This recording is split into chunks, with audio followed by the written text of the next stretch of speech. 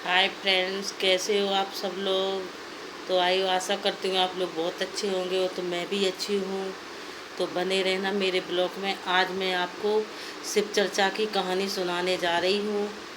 तो बने रहना मेरे ब्लॉग में।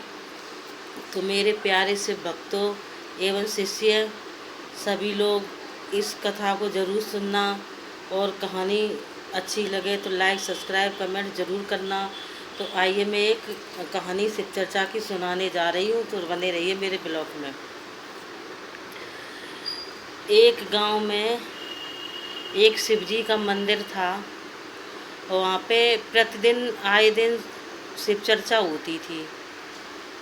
और लोग सुबह ही उठ कर के शिव जी की पूजा करने आते थे, और रोज़ रोज़ वहाँ पे शिव चर्चा होती थी। तो वहाँ पे शिव भक्त और जितनी शिष्याँ थी सारी वहाँ जुड़ती थी। तो रोज़ सुबह सुबह क्या दिन में शिव चर्चा होती थी वहाँ पे। तो सारी महिलाएं, जितनी भी गांव की और आसपास की जो भी महिलाएं होती थी, वो सारी वहाँ जुड़ती थी जाके। तो क्या हुआ, एक दिन शिव चर्चा हो रही थी वहाँ पे। तो वहाँ से एक नाग नागिन का जोड़ा गुजर रहा था, उधर से आ रहा था। अपने प्रेम प्रसंग में बहुत मस्त थे वो लोग, तो उधर से निकल रहे थे। तो क्या हुआ कि जो उन्होंने देखा कि यहाँ मंदिर में शिव चर्चा चल रही है, तो वो लोग शिव चर्चा वहाँ पे सुनने लगे। ठीक है। तो उधर से एक रिक्शा वाला, एक लड़का आ रहा था रिक्शा लेके। तो उसके अनजाने में उस रिक्शे से उस नाग के ऊपर चढ़ गया वो रिक्शा। तो उस नाग की मौत हो गई। तो नागिन बड़ी क्रोध में आ गई। तो नागिन ने उस लड़के को श्राप दे दिया कि जैसे मेरी नई नवेली शादी हुई है, वैसे वैसे जब तेरी शादी होगी ना, तो जैसे आज मैं तड़प रही हूँ अपने पति के वियोग में, वैसे ही तेरी पत्नी तड़पेगी। उसने उस लड़के को श्राप दे दिया, अगर जैसे ही तू अपनी पत्नी के साथ प्रेम प्रसंग या जो भी बातें करेगा ना, तो मैं तुझे डस लूँगी, और मैं जैसी मैं हूँ ना वैसे ही तेरी पत्नी को बना दूँगी। नागिन इतनी गुस्से में आ गई।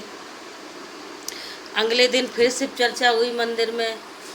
तो क्या नाम, उसके जो लड़के के घर वाले थे सारे शिव चर्चा में आए। रोज़ की भांति शिव चर्चा सुनी और सारी चीज़ें। फिर जब शिव चर्चा ख़त्म हुई तो वो घर गई उसकी माँ। तो उस लड़के को उसकी माँ ने परेशान देखा, तो बोली, बेटा क्या बात है, तू बहुत परेशान हो रहा है। तो लड़के ने बोला, माँ कुछ बात नहीं है, परेशान होने वाली बात नहीं है, बस ऐसे ही। कि नहीं बेटा, मैं देख रही हूँ तू बहुत चिंता में है।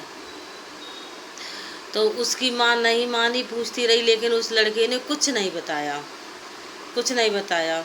रोज़ की भांति फिर उसकी माँ मंदिर चली गई शिव चर्चा सुनने के लिए। शिव चर्चा सुनने जाती थी उसकी माँ। तो जब शिव चर्चा से लौट के आई तो अपने बेटे से बोली और अपने हस्बैंड से कि अब बेटा सयाना हो गया है, अब इसकी शादी कर दो। तो उसके पापा बोले कि हाँ, शादी तो करनी चाहिए, लड़का मतलब सयाना हो गया, और घर का भी मतलब बहू आ जाएगी तो घर में तुम्हें भी थोड़ा सहारा मिल जाएगा। तो उन्होंने उस लड़के की शादी की बात शुरू कर दी। उस लड़के का रिश्ता तय हो गया, शादी हो गई, अच्छे खासे तरीके से शादी हुई। बहू भी घर में आ गई, बहू का स्वागत हुआ, सब कुछ हुआ। बहू अच्छे से घर में रहने लगी, सास ससुर की सेवा करती थी, सुबह उठकर खाना नाश्ता सब कुछ बनाकर सबको अच्छे से खिलाती थी प्यार से।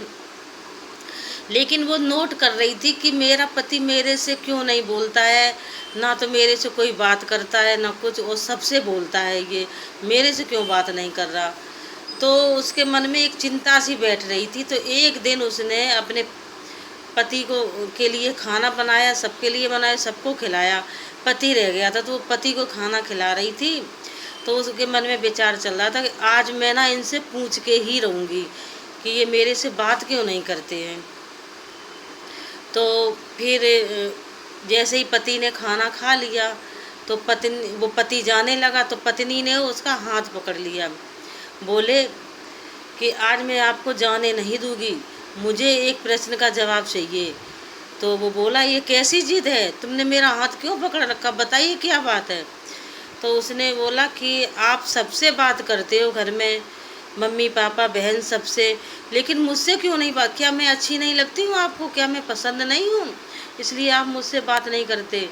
तो वो लड़का बोला, नहीं ऐसी कोई बात नहीं है कि मतलब मैं आपको पसंद नहीं, मैं आपको बहुत पसंद करता हूँ, लेकिन मैं मजबूर हूँ, मैं आपको कुछ बता नहीं सकता।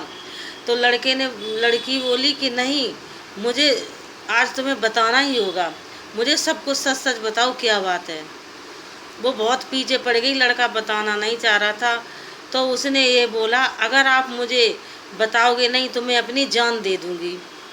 तो लड़का बोला कि अरे ये तो जान देने पे तैयार हो गई है, अगर इसकी जान ही नहीं रहेगी तो मैं कैसे जी पाऊँगा। फिर उस लड़के ने सोचा कि अब बताना ही सही है, अब मैं इनको बता ही देता हूँ। तो फिर लड़के ने उसको सब सच बताया। उसने कहा कि रोज़ मैं मंदिर के पास से गुजरा तो वहाँ शिव चर्चा हो रही थी। तो वहाँ नाग नागिन का जोड़ा आया हुआ था, मैंने नाग को देखा नहीं, मेरा रिक्शा उस नाग के ऊपर चढ़ गया और उस नाग की मौत हो गई। तो नागिन ने मुझे श्राप दे दिया कि जैसे मेरी नई नवेली शादी हुई है और मैं अपने पति के वियोग में तड़प रही हूँ, ऐसे ही एक दिन तेरी पत्नी भी तड़पेगी। तो इसीलिए मैं आपसे, जब तू प्रेम करेगा ना अपनी पत्नी से, तो मैं तुझे डस लूँगी और मैं उसको विधवा कर दूँगी, तभी मुझे शांति मिलेगी, तभी मुझे खुशी मिलेगी। इसलिए मैं आपसे प्रेम या कोई भी बात नहीं करता हूँ।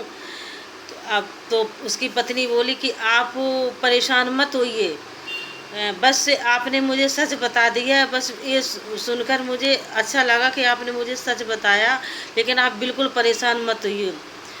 एक दिन क्या हुआ कि उसको पत्नी को पता था, जब लड़के ने बताया तो उसे पता था कि ये नागिन आएगी ज़रूर। तो उसने घर के बाहर एक कटोरे में दूध रख दिया और उसमें नमक डाल दिया। जैसे ही नागिन आई तो उसने देखा घर के बाहर कटोरे में दूध रखा, तो नागिन उस दूध को देख करके अपने आप को रोक ही नहीं पाई। तो नागिन ने वो दूध पी लिया। उस दूध में क्या नमक पड़ा था।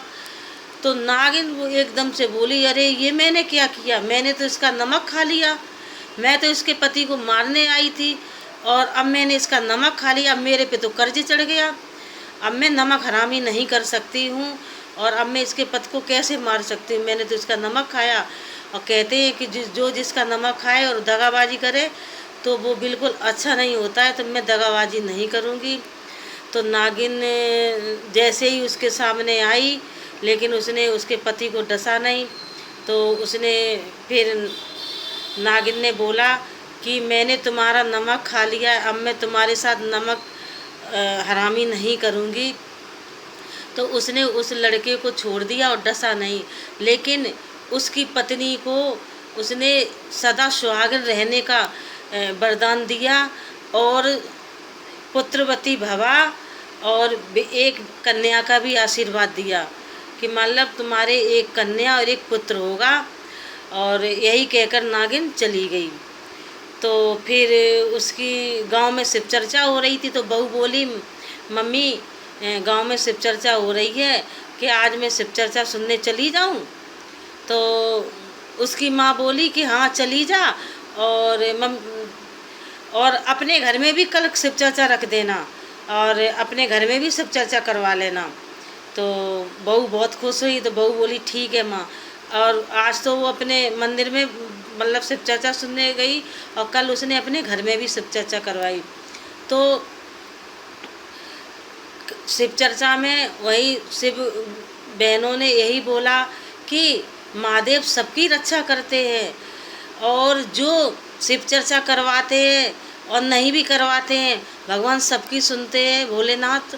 और जैसे ही उन्होंने उस रिक्शे वाले की मतलब वो की है, वैसे ही भगवान तुम्हारी भी सहायता करेंगे। और शिव चर्चा सुन लो और करवाओ, कोई फ़र्क नहीं पड़ता, लेकिन शिव चर्चा सुनने वालों को भी भगवान आशीर्वाद देते हैं। तो बोलिए शिव गुरु की जय। तो भाई शिव चर्चा जो करवाता है उसकी भी ऐसे ही मनोकामना पूरी होती है। मैं तो कहती हूँ जितने भी हमारे भाई और बहनें माताएं जो भी हैं ना, ये हमारा ब्लॉग देख रही, भगवान उनकी भी मनोकामना रिक्शे वाले की तरह पूरी हो। तो बस यही शिव चर्चा की कहानी थी। शिव गुरु, और आजकल सावन का महीना चल रहा है तो शिव चर्चा तो हर घर में लोग करवाते ही हैं। और भाई मैं तो यही कहती, सभी लोग करवाओ और प्रभु का नाम लो, बोलो हर हर महादेव, हर हर महादेव। तो कमेंट में आप लोग ये बताना, मैं एक पहेली कहने जा रही हूँ और कमेंट करके बताना, ऐसा कौन सा गेट है जिससे निकला नहीं जाता है। कमेंट में ज़रूर बताना, मैं आपके कमेंट का इंतज़ार करूँगी। जय भोलेनाथ, जय शिव गुरु। Bye bye. Rita Shakya M1W मेरे चैनल का नाम है।